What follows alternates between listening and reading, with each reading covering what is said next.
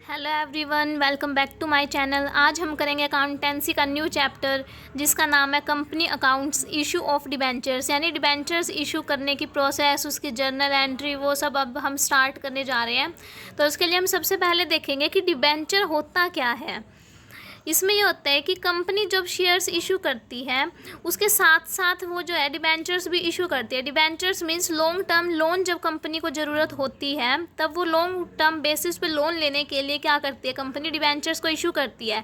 जो company debenture issue करती है ना, वो एक सर्टिफिकेट की फॉर्म में होता है जिसके ऊपर कंपनी की सील लगी होती है। एक सर्टिफिकेट होता है जिसके ऊपर कंपनी की सील लगी होती है, और ये जो है एक रिटर्न में स्टेटमेंट होती है, एक्नोलिजमेंट होती है कि कंपनी ने तुमसे डेप्ट लिया है। मतलब कंपनी ना जिस भी बंदे से लोन लेती है ना, उधार लेती है, उसमें उसको ना एक डिबेंचर प्रोवाइड कर देते हैं, एक रिटर्न में स्टेटमेंट दे देते हैं कि भाई हाँ, हमने तुझसे लोन ले रखा है, और उस डॉक्यूमेंट के ऊपर जो है कंपनी की सील लगी होती है। उस डिबेंचर जो सर्टिफिकेट होता है उसके अंदर ये लिखा होता है कि कंपनी जो है लोन की रीपेमेंट वापस कब करेगी, उसकी प्रिंसिपल सम या फिर इंटरेस्ट की पेमेंट कब करेगी, किस रेट ऑफ इंटरेस्ट पे उसको इंटरेस्ट प्रोवाइड किया जाएगा, ये सब उसके अंदर मेंशन होता है। अब जैसे कि कंपनीज एक्ट 2013 के सेक्शन 2/30 के अंदर डिबेंचर्स के बारे में डेफिनेशन दी हुई है कि डिबेंचर होता क्या है। Debenture includes debenture stock, bonds and other securities of a company whether constituting a charge on the assets of the company or not। it means debenture के अंदर स्टॉक, बॉन्ड्स और कोई भी ऐसी सिक्योरिटी आ जाएगी जिसका कंपनी की एसेट्स के ऊपर चार्ज हो या ना हो, यानी कि कोई भी ऐसा लोन जो सिक्योर हो या ना हो, सिक्योर और अनसिक्योर लोन दोनों डिबेंचर्स के अंदर आ जाते हैं।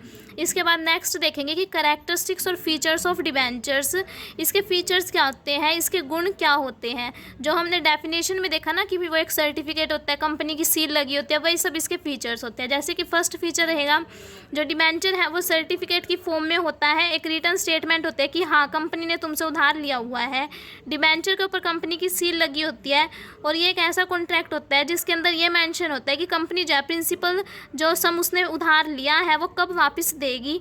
उसके बाद कोई भी कंपनी जो है वो 10 साल से ज़्यादा के, मतलब कि कोई भी ऐसा डिबेंचर इशू नहीं कर सकती जिसकी पेमेंट वो 10 साल से भी ज़्यादा में करेगी। लेकिन अगर कोई इंफ्रास्ट्रक्चर प्रोजेक्ट वाली कंपनी है ना, वो 10 साल से ज़्यादा के डिबेंचर्स इशू कर सकती है, यानी कि 30 साल तक के कर सकते हैं। लेकिन नॉर्मल जो कंपनी है वो 10 साल से ऊपर की मैच्योरिटी डेट वाले डिबेंचर्स इशू नहीं कर सकती। नॉर्मली अगर हम देखें तो डिबेंचर्स जो होते हैं ना, वो एक स्पेसिफाइड रेट ऑफ इंटरेस्ट पे इशू किए जाते हैं। मतलब कि डिबेंचर्स के अंदर पहले लिखा होता है कि हमने तुमसे जितना लोन लिया है ना, उस पर हम इतने रेट ऑफ इंटरेस्ट, इतने % से इंटरेस्ट देंगे, जिसे हम क्या बोलते हैं, कूपन रेट बोलते हैं। और जो पेमेंट ऑफ इंटरेस्ट होती है ना डिबेंचर्स के ऊपर, हम जो इंटरेस्ट की पेमेंट करते हैं वो बेसिकली 6 महीने बाद की जाती है। हर 6 महीने बाद की जाती है। कंपनी को चाहे प्रॉफिट या लॉस हो, डिबेंचर्स की पेमेंट तो करनी ही पड़ेगी, उसके ऊपर जो इंटरेस्ट पे करना है वो भी पे करना ही पड़ेगा। उसके बाद डिबेंचर जो होते हैं ना, वो बेसिकली ना सिक्योर्ड होते हैं, यानी सुरक्षित होते हैं एसेट्स के बेस पे। कैसे, लाइक जो डिबेंचर होल्डर्स होते हैं ना, वो उनके लिए ना, उनको क्या करती है कंपनी जो है, अपनी एसेट्स गिरवी रख देती है कि भाई अगर कंपनी कल को लोन पे नहीं कर पाई तो जो डिबेंचर होल्डर है वो कंपनी की एसेट्स को सेल करके अपने पैसे ले सकते हैं। फिर इसके बाद नेक्स्ट रहेगा कि जो डिबेंचर्स के बेस पे लोन लेती है ना कंपनी, वो लॉन्ग टर्म नेचर का होता है। जैसे कि कंपनी उसकी पेमेंट कितने साल बाद करती है, लगभग 7 साल बाद, 10 साल बाद या 12 साल बाद। ये जो टर्म्स और कंडीशंस होती है ना डिबेंचर सर्टिफिकेट के अंदर मेंशन होती है, और इसको हम लोन कैपिटल बोलते हैं। जो लोन लिया जाता है ना डिबेंचर्स के बेस पे, उसको हम लोन कैपिटल बोलते हैं। इसके बाद हम करेंगे कि बॉन्ड क्या आता है। अभी हमने पहले एक वर्ड यूज़ किया था, डिबेंचर स्टॉक्स, डिबेंचर बॉन्ड। अब हम डिफरेंस देखते हैं कि डिबेंचर बॉन्ड होता क्या है। बेसिकली अगर हम देखें ना, तो ये जो बॉन्ड है ना, ये डिबेंचर की तरह ही इशू किया जाता है। मतलब कंपनी बॉन्ड इशू करके और जो जनरल पब्लिक होती है उससे लोन लेते हैं। लेकिन डिफरेंस क्या होता है डिबेंचर और बॉन्ड में, इसमें मेन डिफरेंस ये होता है कि जो डिबेंचर होता है उस पर रेट ऑफ इंटरेस्ट मेंशन होता है, पहले ही बता दिया जाता है कि 10% पे हम लोन दे रहे हैं। जो जनरल पब्लिक है वो पहले बता देते हैं कि 10% पे लोन दे रही है। लेकिन जो बॉन्ड होता है ना, उसके अंदर रेट ऑफ इंटरेस्ट पहले ही मेंशन नहीं होता कि कितना देंगे। वो जो है बहुत ज़्यादा चेंज होता रहता है, जैसे डीप डिस्काउंट बॉन्ड या जीरो कूपन बॉन्ड की तरह। जो डीप डिस्काउंट बॉन्ड है या जीरो कूपन बॉन्ड है, वो इस टाइप का होता है कि इनको एक बार इशू कर दिया जाता है, लेकिन उस पर रेट ऑफ इंटरेस्ट जो है वो फिक्स नहीं होता जब उसको इशू किया जाता है। तो जो कंपनी होती है ना, कंपनी ने तो लोन पे जो है इंटरेस्ट पे करना होता है। इट मीन्स कंपनी के लिए ये एक्सपेंस है, तो कंपनी हर साल उसको अपने प्रॉफिट एंड लॉस अकाउंट में से राइट ऑफ करती रहती है। इसके बाद हम देखते हैं टाइप्स और काइंड्स ऑफ डिबेंचर्स, यानी डिबेंचर्स कितने टाइप्स के होते हैं, कितने प्रकार के होते हैं। डिबेंचर जो है 7 प्रकार के होता है। पहला रहेगा सिक्योर्ड और मोर्टगेज डिबेंचर्स। सिक्योर्ड मतलब सुरक्षित, मोर्टगेज मतलब कोई चीज़ गिरवी रखी हुई है, यानी कि कुछ ऐसे डिबेंचर्स जिस पर कंपनी ने अपनी एसेट्स गिरवी रखी हुई है।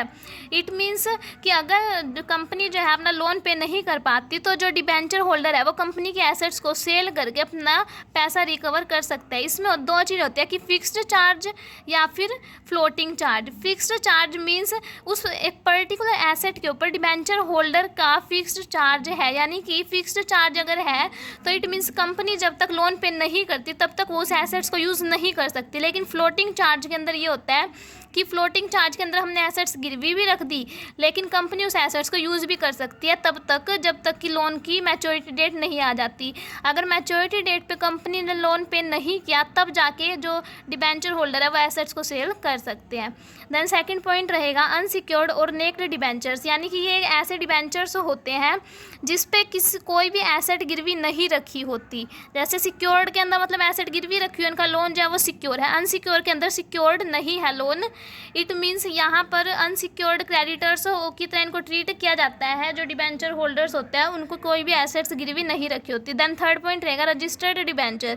इट मीन्स ये वो डिबेंचर होल्डर्स होते हैं जिनका नाम और एड्रेस कंपनी के रजिस्टर के अंदर मेंशन होता है। ये जो डिबेंचर्स है ना, ये डिबेंचर होल्डर किसी दूसरे को ट्रांसफ़र नहीं कर सकता। अगर ट्रांसफ़र करना है ना तो उसके लिए एक प्रॉपर डीड तैयार होएगी, एक एग्रीमेंट तैयार होएगा और उस नए बंदे का नाम कंपनी के रजिस्टर के अंदर लिखा जाएगा, तब जाके उसका जो डिबेंचर है वो ट्रांसफ़र किया जाएगा, अदरवाइज नहीं हो पाएगा ऐसा। देन नेक्स्ट पॉइंट रहेगा बियरर डिबेंचर्स। इसके अंदर ये होता है कि डिबेंचर होल्डर का नाम और एड्रेस कंपनी के रजिस्टर के अंदर मेंशन नहीं होता और ये जो डिबेंचर्स है ये इजीली ट्रांसफरेबल होते हैं। इन डिबेंचर्स की जो प्रिंसिपल अमाउंट की और इंटरेस्ट की पेमेंट करनी होती है ना, वो बियरर को की जाती है। बियरर कौन होता है? ये वो पर्सन होता है जिसके पास इस टाइम डिबेंचर सर्टिफिकेट है। इट मीन्स जिसके पास भी सर्टिफिकेट है ना, उसी को इंटरेस्ट या प्रिंसिपल पे कर दिया जाता है। इसके लिए रजिस्टर में नाम मेंशन होने की ज़रूरत नहीं होती। रिडीमेबल डिबेंचर्स, ये ऐसे डिबेंचर्स होते हैं जिसकी कंपनी जो है पेमेंट कर देते हैं एक फिक्स्ड टाइम पीरियड के अंदर, चाहे वो लंप सम में करे, यानी चाहे कंपनी जो है एक साथ इनका पैसा दे दे या फिर इंस्टॉलमेंट में दे दे, लेकिन अपने लाइफ टाइम में कंपनी इनकी पेमेंट कर देती है। इरिडीमेबल और परपेचुअल डिबेंचर्स, ये ऐसे डिबेंचर्स होते हैं जिसकी कंपनी अपने लाइफ टाइम में पेमेंट नहीं करती, ओनली वाइंडिंग अप पे ही पेमेंट करती है, यानी जब कंपनी बंद होने जा रही है तभी इरिडीमेबल डिबेंचर्स की पेमेंट की जाती है। देन नेक्स्ट पॉइंट रहेगा कन्वर्टिबल डिबेंचर्स। ये वो डिबेंचर्स होते हैं जिसको डिबेंचर होल्डर्स एक फिक्स्ड टाइम पीरियड के बाद शेयर्स के अंदर या किसी दूसरी सिक्योरिटी के अंदर कन्वर्ट करवा सकता है। अगर शेयर होल्डर जो डिबेंचर होल्डर्स हैं वो अपने पूरे के पूरे डिबेंचर्स की वैल्यू को कन्वर्ट करा लेते हैं शेयर के अंदर, तो वो तो फुल्ली कन्वर्टिबल डिबेंचर्स होते हैं, और अगर कुछ पार्ट करवाते हैं तो वो पार्टली कन्वर्टिबल डिबेंचर्स बोले जाएंगे। देन इसके बाद हम करेंगे डिफरेंस बिटवीन शेयर और डिबेंचर। इन दोनों के बीच में डिफरेंस क्या आता है, तो पॉइंट वाइज करेंगे। फर्स्ट पॉइंट रहेगा कैपिटल वर्सेस लोन।